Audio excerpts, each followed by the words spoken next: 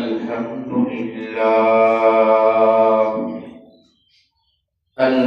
لله الذي جعل البيت العتيق مثابة للناس وأمنا وأكرمه بالنسبة إلى نفسه تشريفا وتحسينا ومنا ونشهد أن لا إله إلا الله وحده لا شريك له ونشهد أن سيدنا وسندنا وحبيبنا وطبيبنا وطبيب قلوبنا ومولانا محمد الذي أرسله بالحق بشيرا ونذيرا وداعيا إلى الله بإذنه وسراجا وقمرا أما بعد فأعوذ بالله من الشيطان الرجيم بسم الله الرحمن الرحيم وقال تبارك وتعالى في آية أخرى إن الذين آمنوا وعملوا الصالحات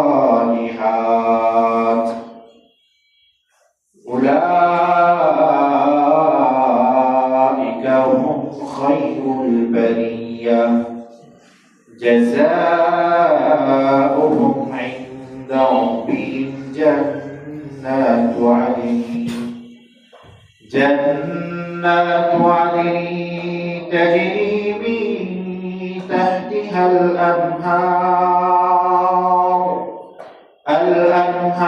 خالدين فيها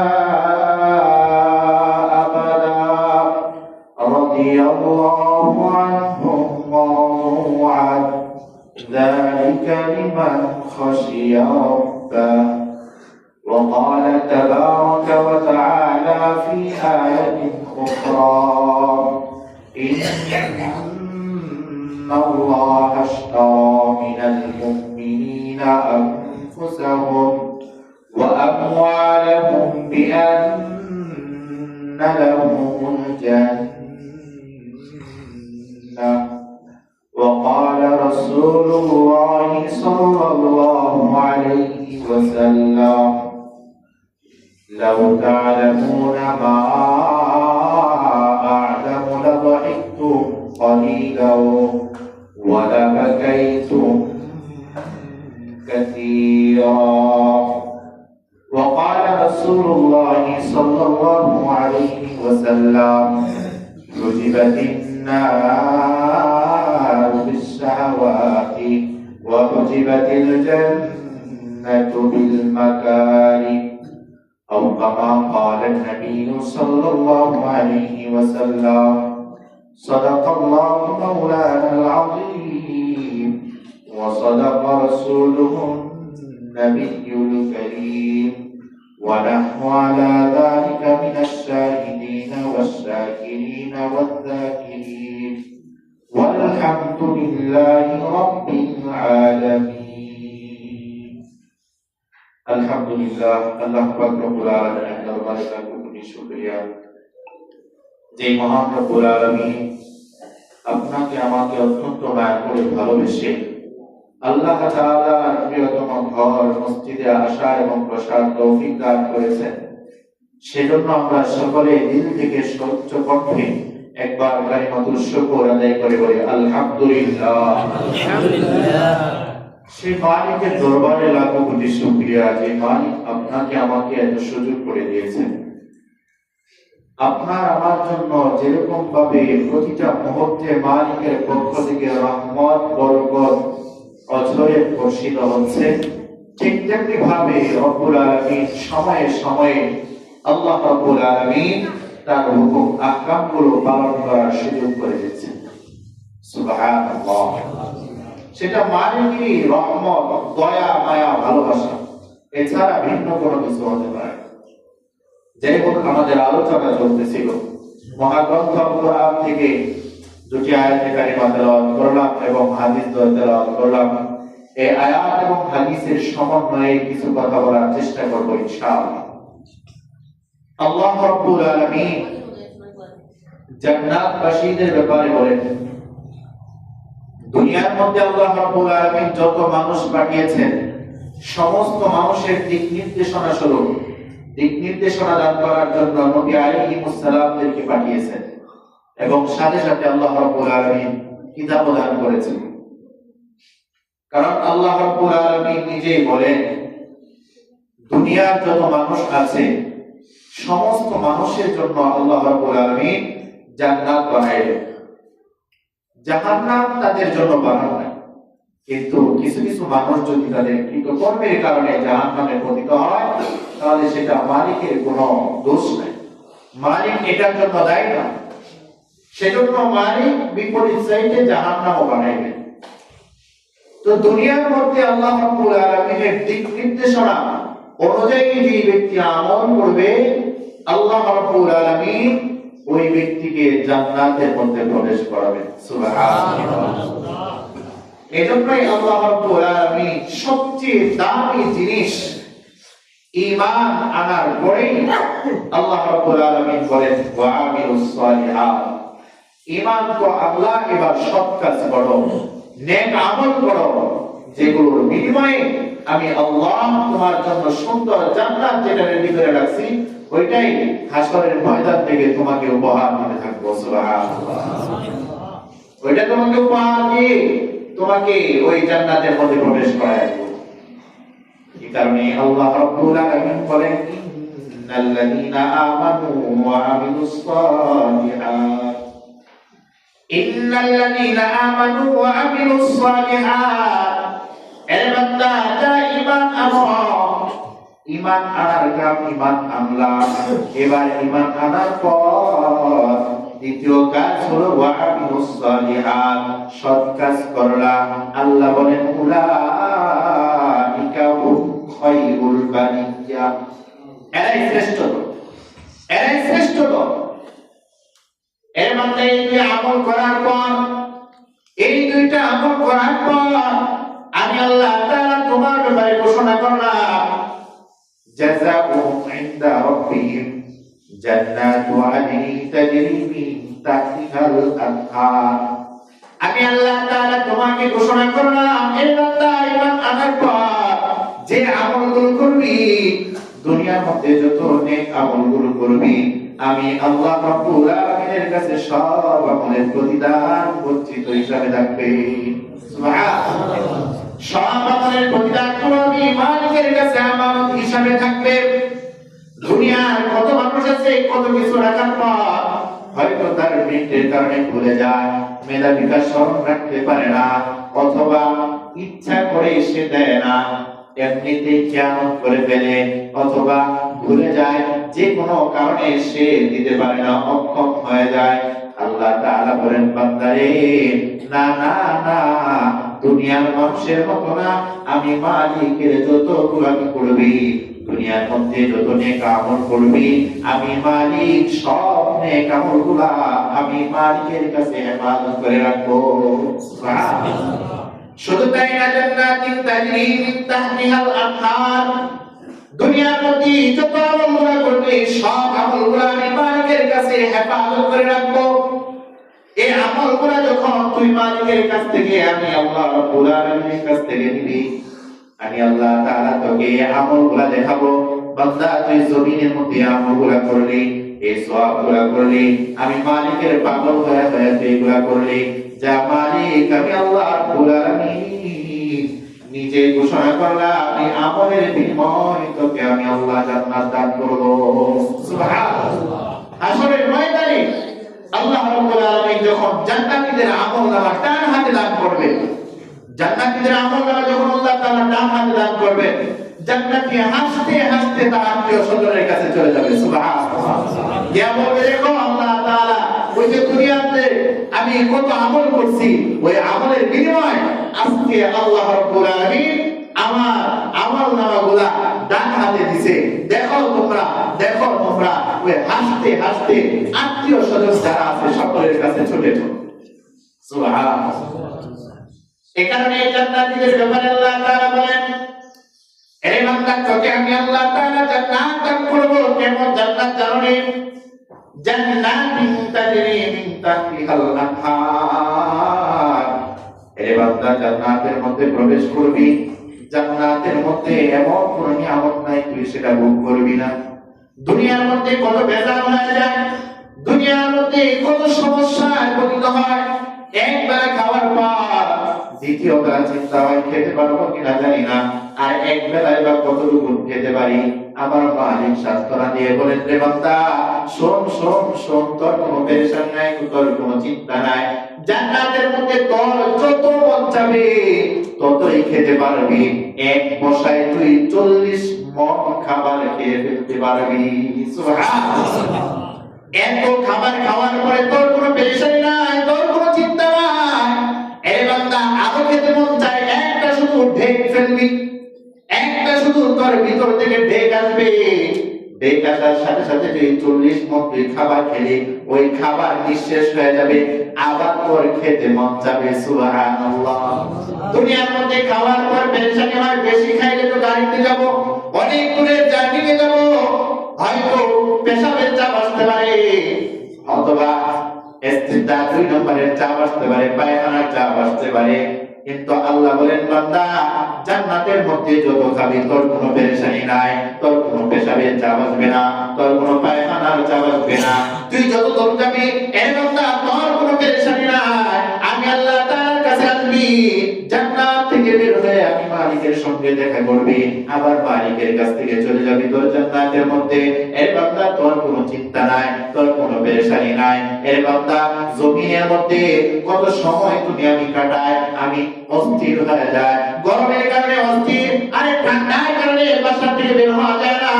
আল্লাহ তাআলা বলেন, বান্দা তোর কোনো জান্নাতের মধ্যে পেরেশানি নাই, জান্নাতের মধ্যে কোনো ঠান্ডাও লাগবে না, জান্নাতের মধ্যে কোনো গরমও লাগবে না, জান্নাতের মধ্যে কোনো অস্থিরতা আসবে না, জান্নাতের মধ্যে শুধু আরাম আর আরাম। সুবহানাল্লাহ।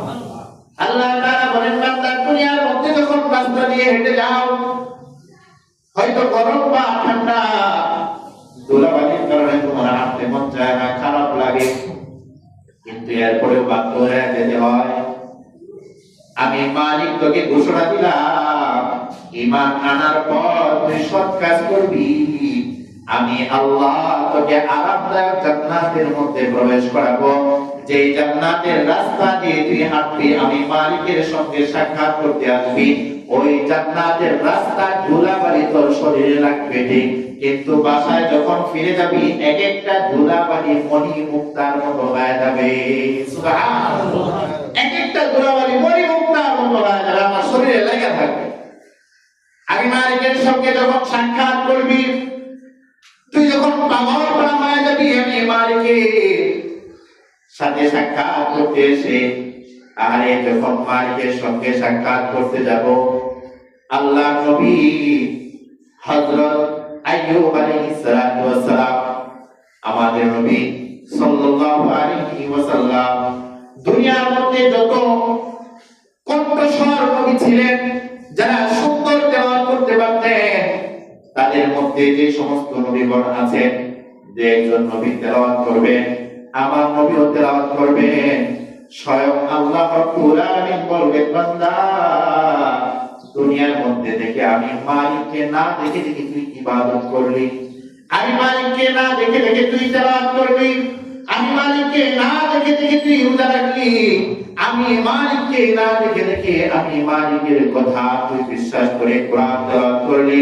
কোরআন মুখস্থ করে ফেললি, দুনিয়ার মধ্যে যাদেরকে পাঠাইলাম তাদের তেলাওয়াত শুনলি, দুনিয়ার মধ্যে যে উলামায়ে কেরাম তাদের তেলাওয়াত শুনলি, বান্দা তুই তাদের তেলাওয়াত শুনে পাগল হয়ে গেলি, তাদের তেলাওয়াত শুনে তুই কান্না করলি, তাদের তেলাওয়াত শুনে তুই মুগ্ধ হয়ে গেলি। এ বান্দা জমিনে তাকে আমি আল্লাহ পাঠাইলাম, যেই তেলাওয়াত করলো আর যেই কিতাবটা তেলাওয়াত করলো এই কিতাবটাও আমি আল্লাহ পাঠাইলাম। আজকে এমন এক জায়গায় আসলি যে জায়গাটার নাম হলো জান্নাত, ওই জান্নাতের মধ্যে আমি আল্লাহ যেই কিতাব পাঠাইলাম ওই কিতাব আমি আল্লাহ তেলাওয়াত করব, আর যেই মালিক আমি আল্লাহ পাঠাইলাম আমি নিজেই আল্লাহ আজকে তেলাওয়াত করব। সুবহানাল্লাহ, আল্লাহ তেলাওয়াত করে শোনাবে।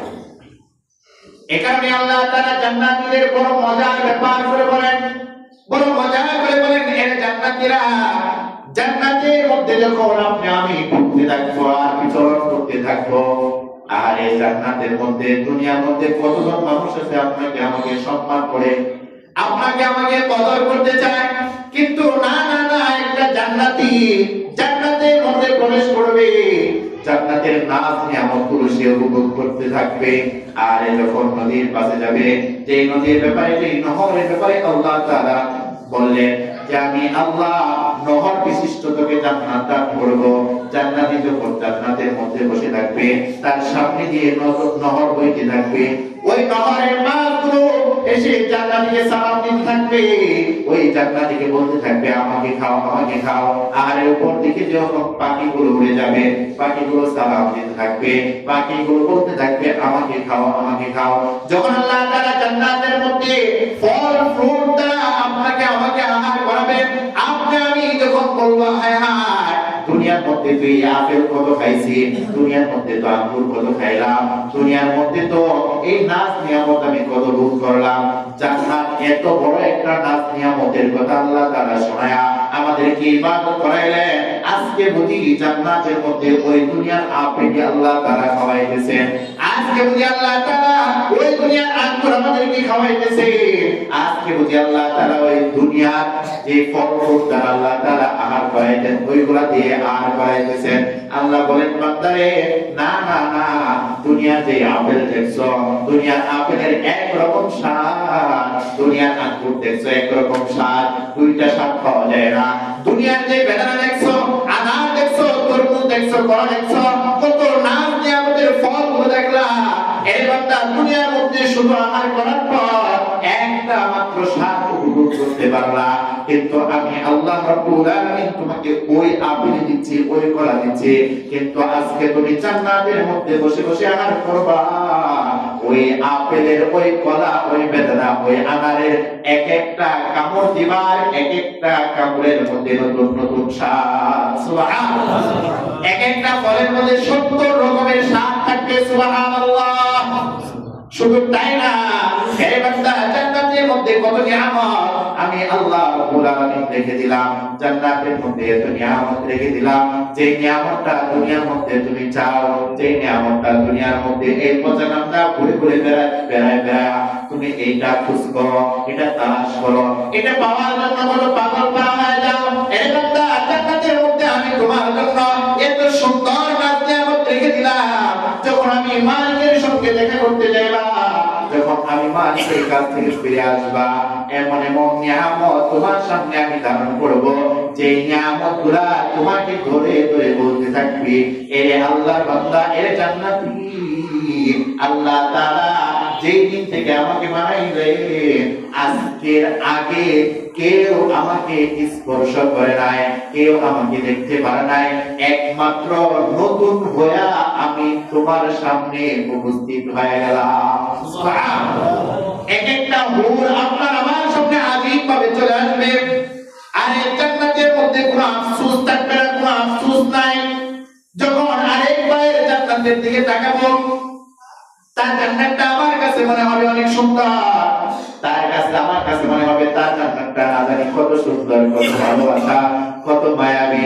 আর যখন ওই জান্নাতের দিকে তাকায় আমি নিজের জান্নাতটার দিকে তাকাবো, ওইটা লক্ষ্য করে দেখবো যে জান্নাতটা আমি দেখে উপভোগ করলাম, যে জান্নাতটা এত আগে বললাম এত সুন্দর এত সুদর্শন, আমার জান্নাতটা ওইটা দেখার পরে যখন আমার জান্নাতের দিকে ফিরবো, আল্লাহ তাআলা বলেন বান্দারে আফসোস তো থাকবে না, তুই তাকানোর সাথে সাথে তোর জান্নাতটাও সুন্দর হয়ে যাবে।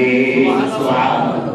এই কারণে আল্লাহ তাআলা বলেন বান্দা ওই জান্নাত যেটা আমি তোর জন্য বানাইলাম ওইটার জন্য রেডি হয়ে যা, ওইটা পাওয়ার জন্য রেডি হয়ে যা, ওটা পাইতে হবে।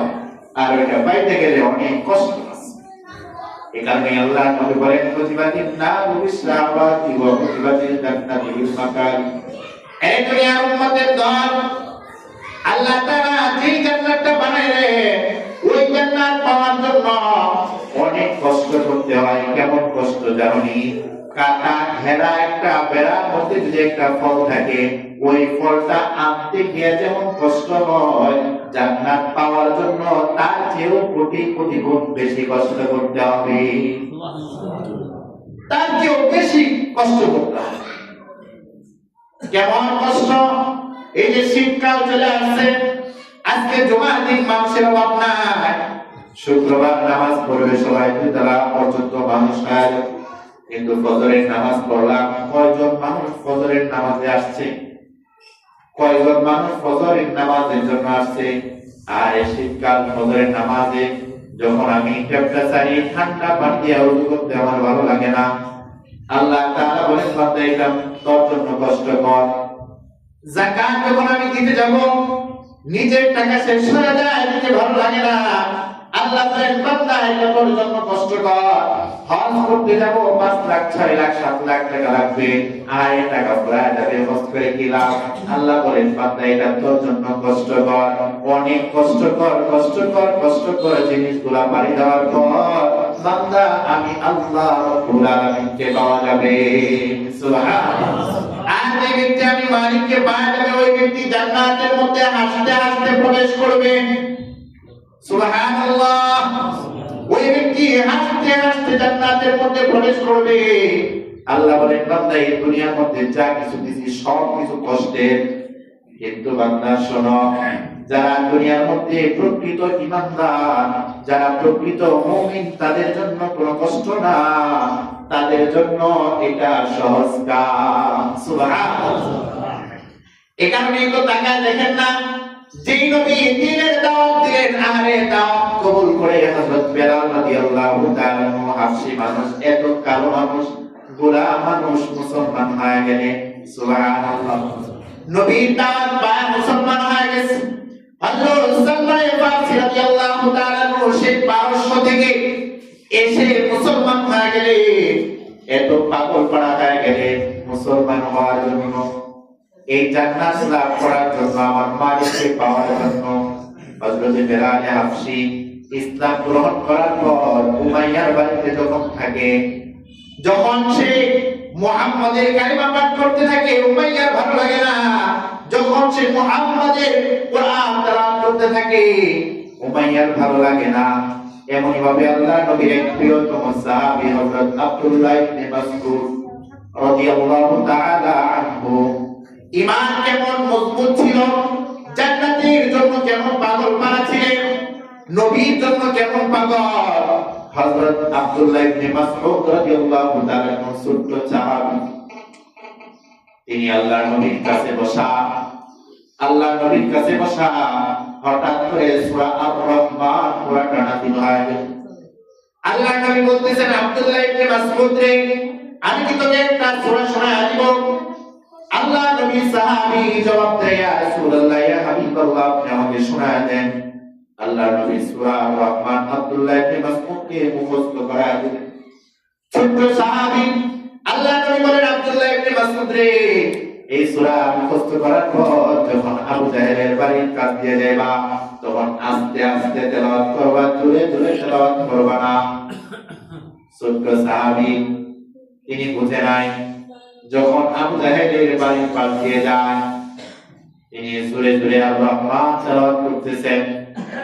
সূরা আর-রহমান তেলাওয়াত করতে করতে যায়, আবু জাহেলের সহ্য হয় না। আবু জাহেল ডাক দেয়, আব্দুল্লাহ ইবনে মাসউদ, কি পড়ো তুমি, কি করতেছো?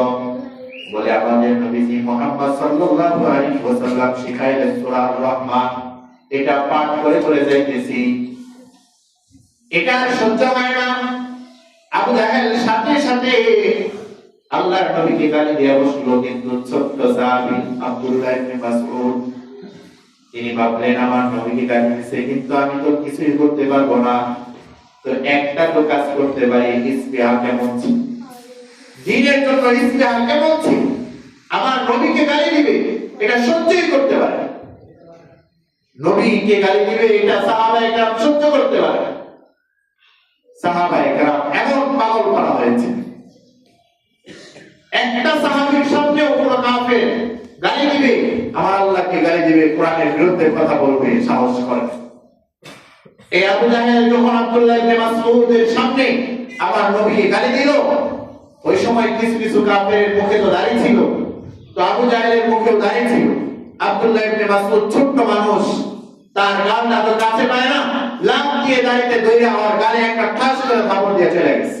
সুবহানাল্লাহ, কাফেরের গালে থাপড় দিয়ে চলে গেছে।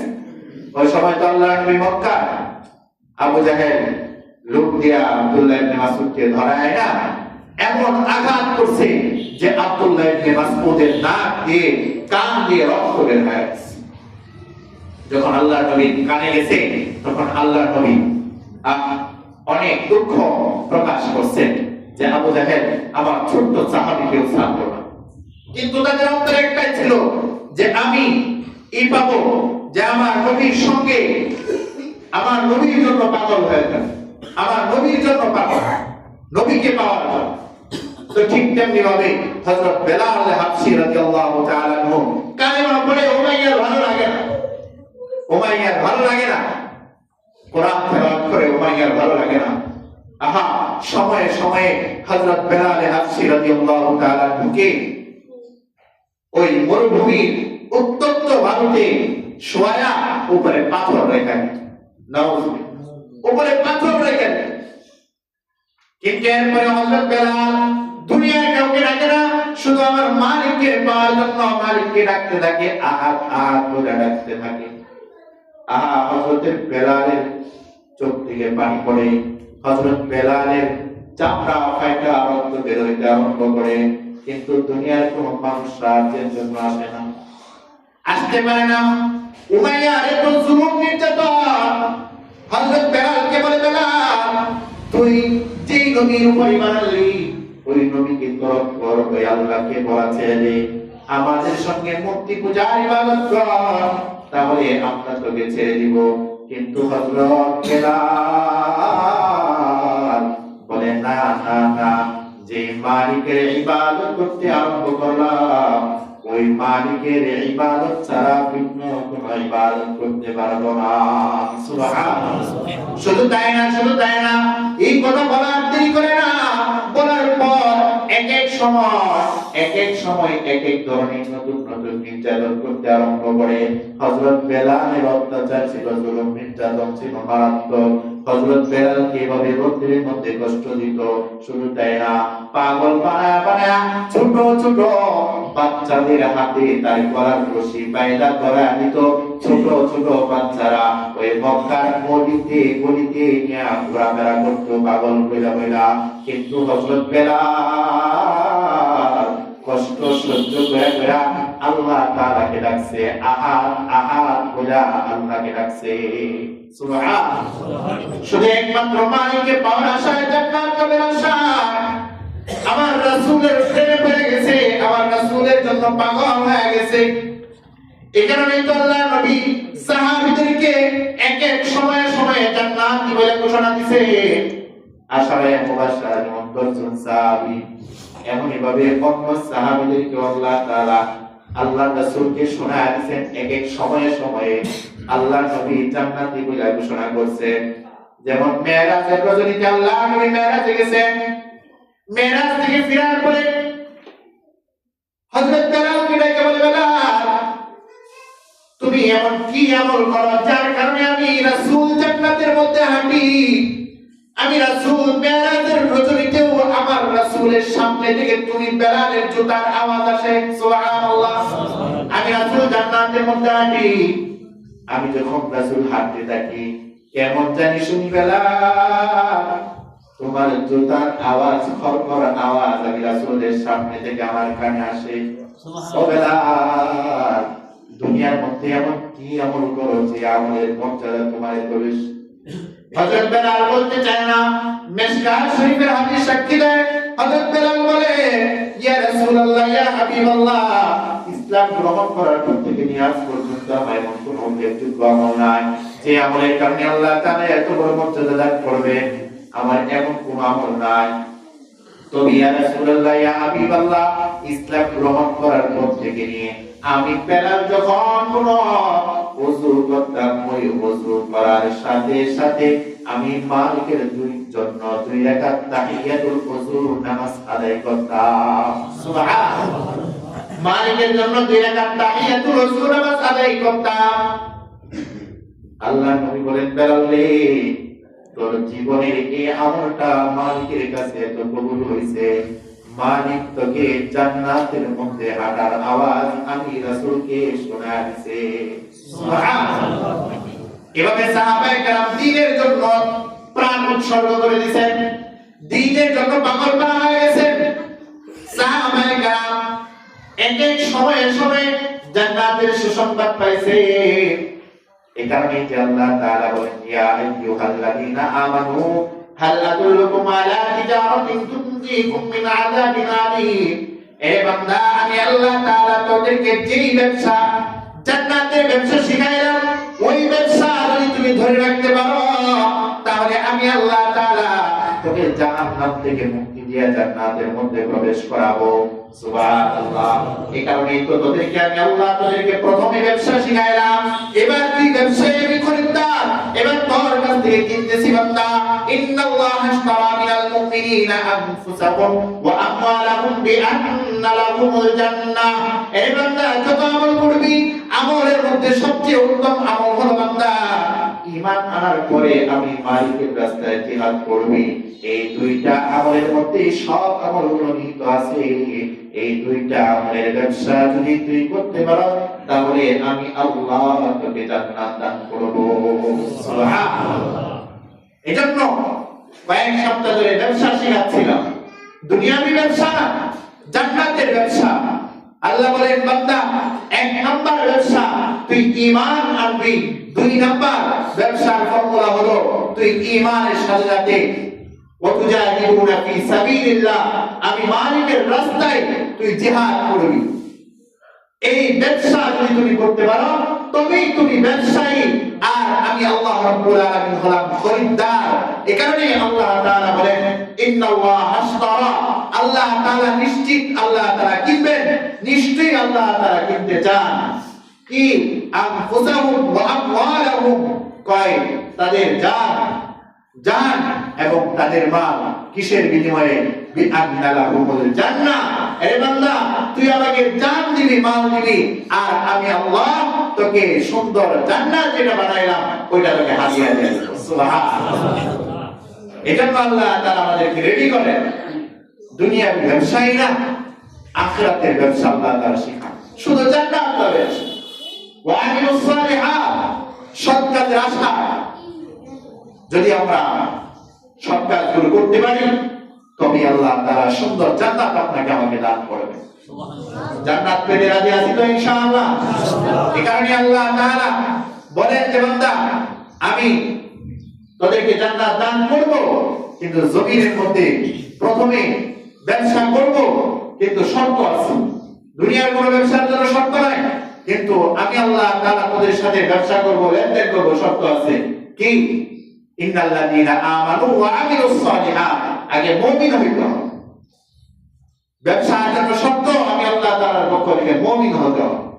মুমিন হয়ে যাও, ওয়া আমিলুস সালিহাত, এবং সৎ কাজ করো, তবেই পাইবা জান্নাতুল ফিরদাউসি নুজুলা। সুবহানাল্লাহ। ব্যবসা ঠিক রেখে আমলগুলো করি যদি আমরা, তবে আল্লাহ তাআলা জান্নাতুল ফিরদাউস, সর্বোচ্চ জান্নাত, যেই জান্নাতের সবচেয়ে আরাম বেশি, যেই জান্নাতের মধ্যে সবচেয়ে মানুষের শান্তি, সুখ শান্তি, ভোগ বিলাস, আল্লাহ তাআলা বলেন, এই 2টা শর্তের বিনিময়ে তাদের সাথে ব্যবসা করব, আর ব্যবসায় তোরা হবি ব্যবসায়ী, আমি খরিদ্দার, তবেই তো সফল কাম। সুবহানাল্লাহ। তাদের কাছে আমি জান্নাত দেয়া দিব। তোরা আমাকে দুইটা জিনিস দিবি, আমি একটা জান্নাত তাদেরকে দেয়া দিব। এটা হলো ব্যবসায়ী। আমাদেরকে আল্লাহ তাআলা ব্যবসায়ী শিখাচ্ছেন। ব্যবসা দুনিয়ার এটা তো আমরা নিজেদের জন্য করি, কিন্তু আখিরাতের জন্য কি করতেছি? আখিরাতের জন্য আমরা উদ্ভাবন করতেছি, আখিরাতের জন্য আমরা কিছুই করছি না।